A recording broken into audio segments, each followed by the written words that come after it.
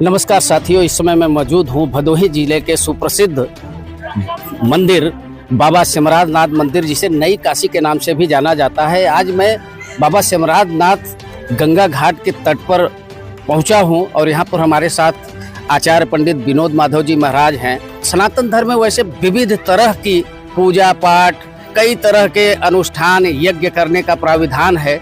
ऐसे में श्रावण मास में पापों से मुक्ति के लिए क्या विधान है, किस तरह से उसका अनुष्ठान कराया जाता है या विधि उसकी कराई जाती है, आइए जानते हैं आचार्य पंडित विनोद माधव जी महाराज से कि श्रावणी उपाकर्म में किस विधि से यहाँ पे पूजा कराया जाता है और उसका कब पूजन होगा, आप उस पूजा में कैसे सम्मिलित हो सकते हैं। गुरु जी, आपका बहुत बहुत स्वागत है।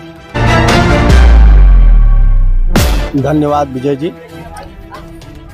श्रावणी उपाकर्म ये क्या है और कैसे होगा पूजा और कहाँ होगा? कृष्णम वंदे जगत गुरु वेणी माधव साधना साधक समिति के द्वारा आयोजित यह सनातन परंपरा का महापर्व श्रावणी उपाकर्म जो वैदिक परंपरा का यह उत्कृष्ट कार्यक्रम है और वेणी माधव साधना साधक समिति का उद्देश्य ही यही है कि लुप्त हो रही परंपराओं का उत्थान उत्कर्ष हो, ज्यादा से ज्यादा लोगों के जनमानस तक के माध्यम तक पहुंचे।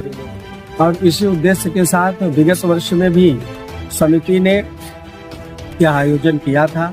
श्रावणी उपाकर्म का जो मूल भाव है वह श्रावण मास के पूर्णमासी को पड़ता है, तो उस बार 28 अगस्त को है। प्रातःकाल 6 बजे से यहाँ कार्यक्रम प्रारंभ होगा और समस्त पाप विमोचन के लिए 10 विधि स्नान और हेमाद्रि संकल्प का बहुत विस्तार से यहाँ वर्णन किया जाएगा, संकल्प लिया जाएगा। भक्तों के द्वारा यहाँ 10 विधि स्नान करा करके उनके जाने अनजाने में मनसा वाचा करने किए गए समस्त पापों के विमोचन के लिए, पापों के नाश के लिए यह कार्यक्रम होगा।